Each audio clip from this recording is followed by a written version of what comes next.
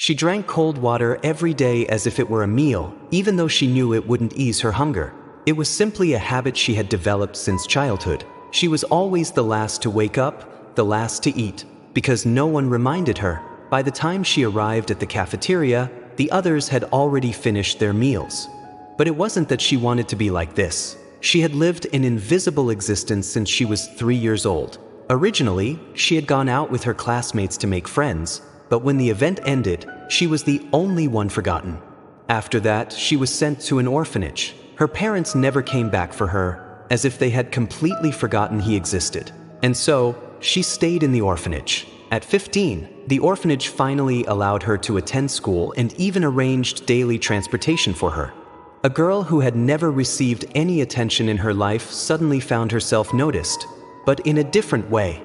The orphanage covered her tuition, but she had to figure out how to pay for her meals. Without proper identification, even finding a job was difficult. Fortunately, the orphanage found her a well-paying job. She only had to pick up medicine from the hospital and deliver it to a designated person. Where the medicine went, she had no idea. Day after day, she thought this was how her life would always be. But fate took a turn, all because of a single sentence from a street thug. If those words had come from a rich person, she would have dismissed them as a joke. But hearing them from someone just like he, struggling at the bottom of society, made her wake up. For the first time, beyond her daily routine, she began spending her nights studying tirelessly in the dormitory.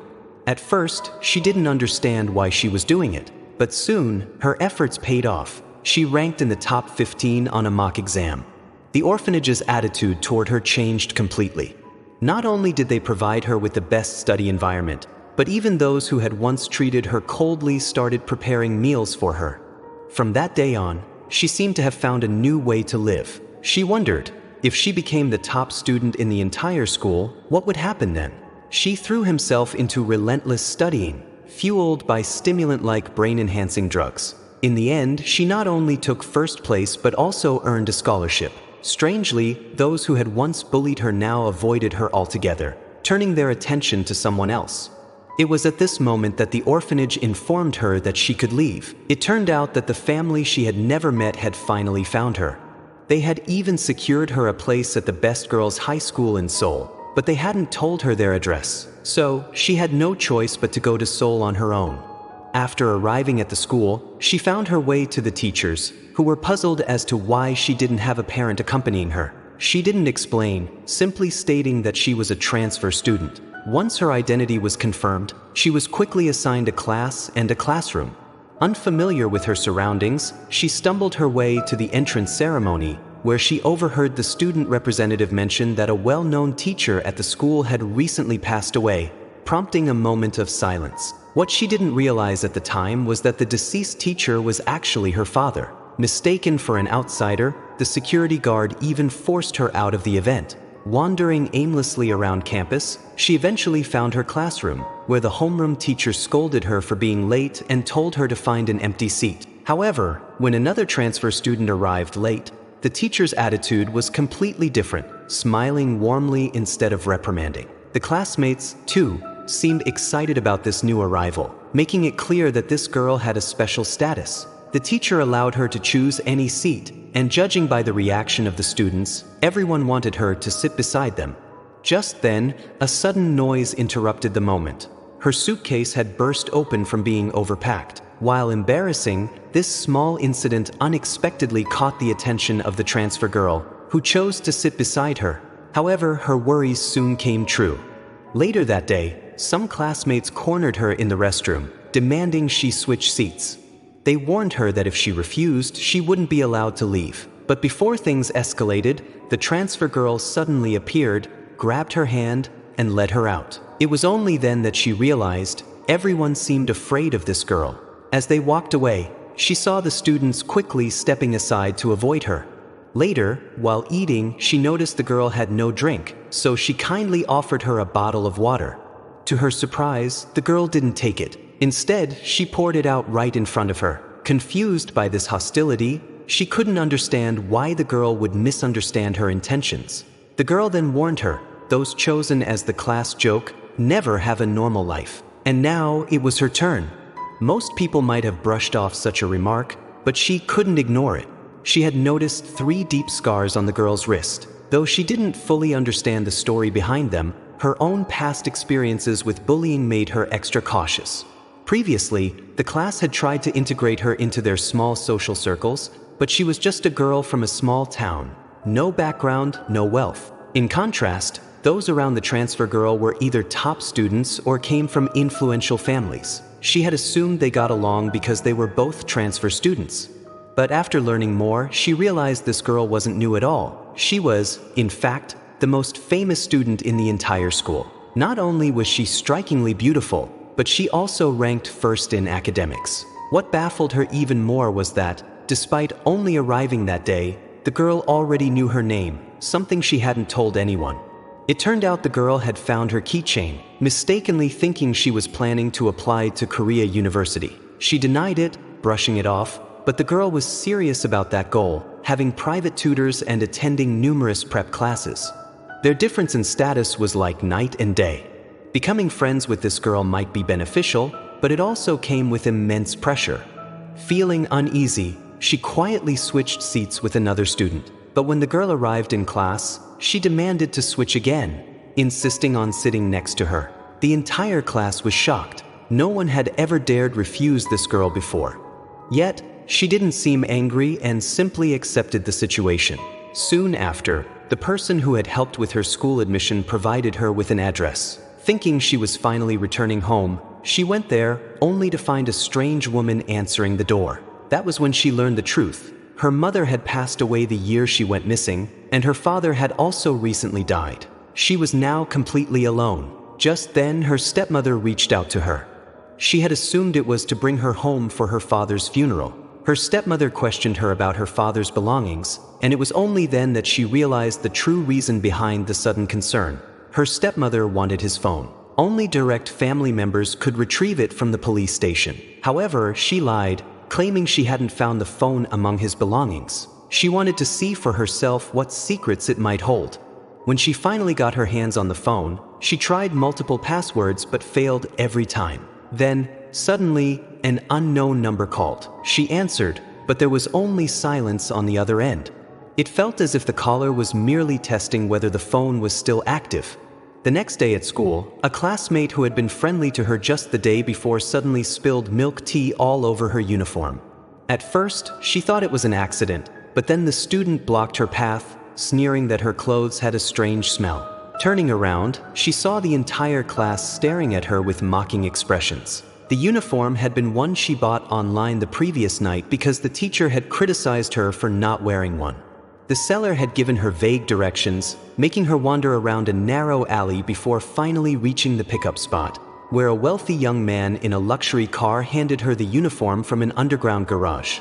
Even then, she had felt something was off, but she had no other options. What she didn't know was that someone had been watching her from the shadows, secretly recording everything. After the milk tea incident, she went to a laundromat and scrubbed the uniform multiple times. Yet, when she returned to school the next day, someone still found an excuse to target her. The whole situation reminded her of the bullying she had suffered at her previous school, but once again, she felt powerless to fight back. Quietly, she took her stained clothes to the restroom to clean them.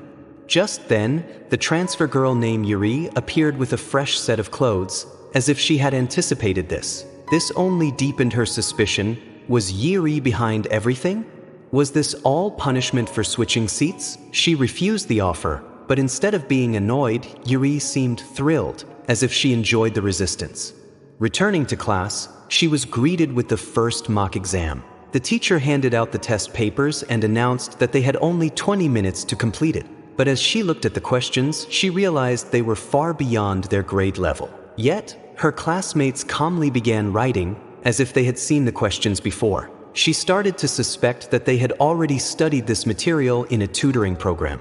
After the exam, the teacher announced the passing scores, but her name wasn't on the list. She chased after the teacher, desperate to know her score, only to be met with sarcasm. She had once expected great things from her after hearing she had ranked first at her previous school, but now she couldn't even pass. She even implied that her past achievements had been the result of cheating.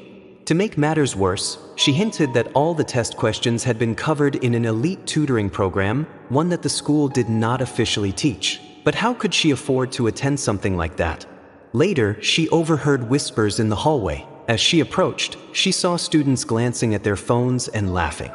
She snatched a girl's phone and saw the screen, photos of her washing her uniform in the restroom. Someone had been waiting for her, secretly taking pictures, and spreading false rumors online. Not long after, she received a mysterious message with information about the tutoring program. Looking around, she saw no one nearby. The program had somehow predicted every single test question. Curious but unable to afford it, she decided to investigate. But when she inquired about the fees, she realized it was impossible. She couldn't even afford it on an installment plan. As she was leaving, she heard a lecture coming from one of the classrooms. Thinking quickly, she pulled out her phone, planning to secretly record the session. But just as she started, the front desk receptionist caught her, forcing her to run. She managed to slip into an elevator, the doors opened, and standing there, waiting for her, was Hye-ri. Hye-ri placed her hat on her head and told her to hide on the rooftop for now, promising to notify her when it was safe to leave. Alone on the rooftop, she looked around. The environment felt eerily similar to a place where she had once been bullied. Fear gripped her as she covered her ears, trying to block out the memories. Suddenly, heavy rain began to fall. At that moment, a hand reached out to her, but she could no longer tell, was Hye-ri an angel here to save her, or a demon leading her into hell? Later, she took her to her father's old estate. In front of her father's subordinates, she played along, pretending to take their medication and undergo their tests, before secretly vomiting the pills back out. She had brought the girl there for a reason. A custom-made school uniform awaited her, tailored perfectly to her size. She had secretly measured her during their last encounter.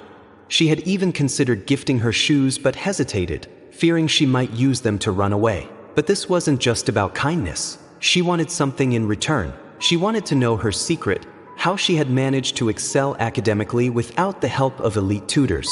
She offered a trade, the tutoring center's materials in exchange for her study methods. But she refused. She said her methods were useless here. Besides, she was the top student. Why would she need advice from someone else? Before she could think further, her two best friends suddenly arrived. She couldn't let them find out about her plan, so she hid the girl in a wardrobe. Outside, the two friends started gossiping, talking about the girl behind her back. To protect her, she covered the girl's ears. Just then, a message notification popped up on the girl's phone. The two friends turned toward the wardrobe, suspicious. But at the last second, she used another message alert to lure them downstairs. Afterward, she led the girl to safety. Unexpectedly, the girl gave her a small charm as a token of gratitude. Finally, she had made progress. That night, her father drove her home. Out of nowhere, he mentioned the girl. She panicked. She had deliberately arranged for the girl to fail a test, hoping to keep her off their father's radar. Because she knew her father would eliminate anyone who posed a threat. But as she thought about it, she realized something strange. She hadn't seen her sister in a long time. Just yesterday, the entire class had laughed at her. But today, someone had suddenly given her an flower. Even the classmate who had poured milk tea on her had disappeared, missing for 3 days. When she asked the teacher, she found out that person's phone had been turned off. The classmates whispered among themselves, convinced that the recent transfer student had something to do with the sudden disappearance of someone in their class. After all, she had specifically requested to sit in that seat today, and her relationship with the class queen had suddenly become close. The rumors grew even more intense when, during the class president election, she was unexpectedly nominated by Hye-ri, even though the position had originally been reserved for Chae-yoon. The two had even agreed on it beforehand, but now that Hye-ri had recommended someone else, the teacher had no choice but to write both names on the board and let the students vote. To Chae-yoon's shock, the votes in favor of the newcomer were higher. Furious at losing the class president position, Chae-yoon stormed to the podium and flipped through the ballots, only to discover that all the ones with the winner's name were written in the exact same handwriting. It was clear someone had cheated, yet the teacher did not take her side and only made her vice president. Chae-yoon secretly took the voting slips home and scanned them, hoping to uncover more evidence. To her surprise, she discovered something unusual. The handwriting matched Hye-ri's own. Her anger deepened. Then, she noticed a nearby document, an old medical record belonging to Sol-ji-ai, the new transfer's father. The records claimed that Sol-ji-ai's father had been rushed to the hospital due to severe stomach pain, but he had died shortly after arrival. The attending doctor at the time? None other than Hye-ri's father. If Jae-young could dig up something incriminating, she could drive a wedge between Sol-ji-ai and Hye-ri. Meanwhile, Sol-ji-ai was still eagerly waiting for a date that never arrived. Thinking she had been stood up again, she wandered alone into an alleyway. Little did she know, Hye-ri had been watching her from above the entire time. Before long, Hye-ri approached her, playfully grabbing a microphone tube and starting to sing with her as if they were old friends. Sol-ji-ai, who had always been overlooked by everyone, felt seen for the first time in her life. Later, Hye-ri took Sol-ji-ai back to her house. Sol-ji-ai felt like prey being dragged into a hunter's den, her nerves on edge. Her eyes landed on the ocean-themed decorations on the walls, which led to a conversation about swimming. They even made plans to go together sometime. But the thought of swimming with Hye-ri made Sol-ji-ai blush. As if sensing this, Hye-ri suddenly started undressing right in front of her. Seeing Sol-ji-ai's flustered reaction, Hye-ri smirked and teased her. Was she imagining something inappropriate? But in the end, Hye-ri simply changed into sleepwear. Sol-ji-ai was left to sleep alone. But in her dreams, things played out very differently. She and Hye-ri were holding each other, growing even more intimate. The dream was so intense that she jolted awake. Unable to sleep, she got up to use the bathroom and accidentally spotted Hye-ri's phone lighting up. It was a message from the student who had bullied her before, pleading for mercy. Curiosity got the better of him, and she scrolled through the messages. They mentioned something about deleting a video.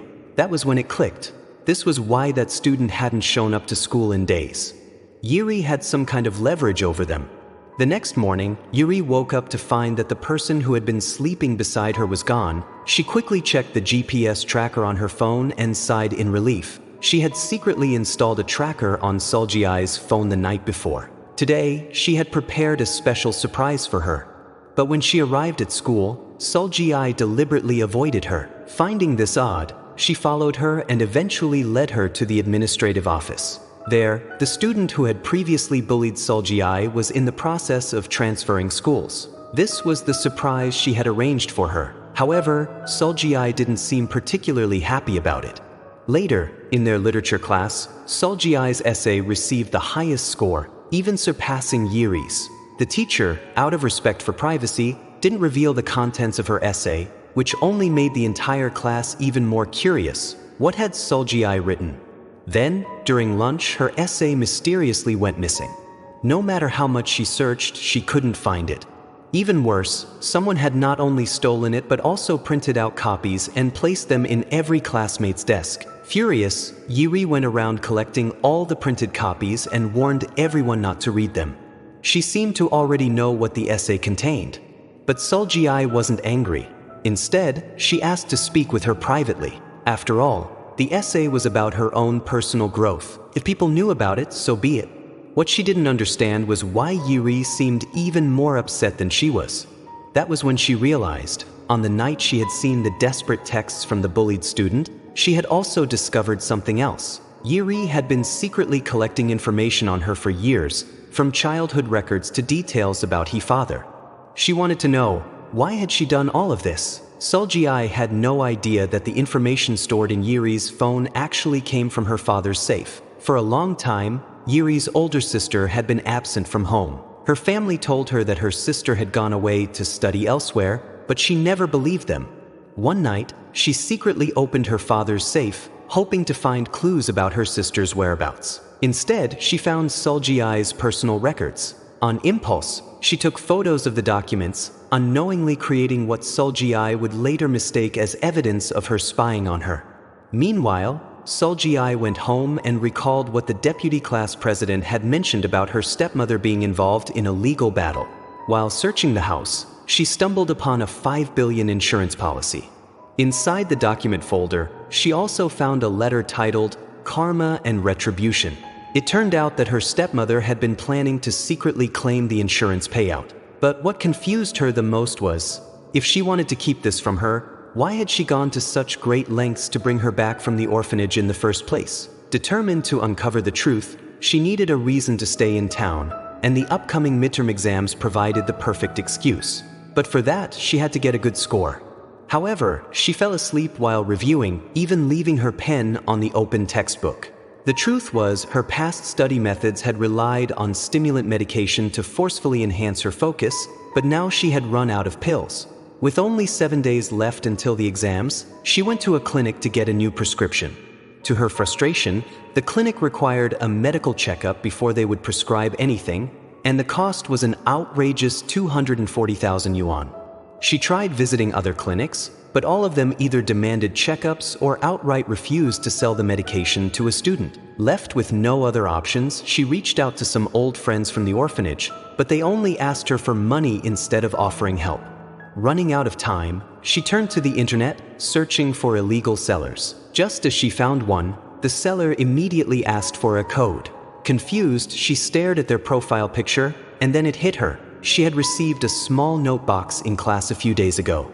Rummaging through her belongings, she found it and flipped it over, revealing a string of numbers on the back. It turned out that the seller had given her this code in advance to verify her identity. She sent the code and requested the medication. The seller responded with a pickup location, instructing her to place the money in a designated warehouse.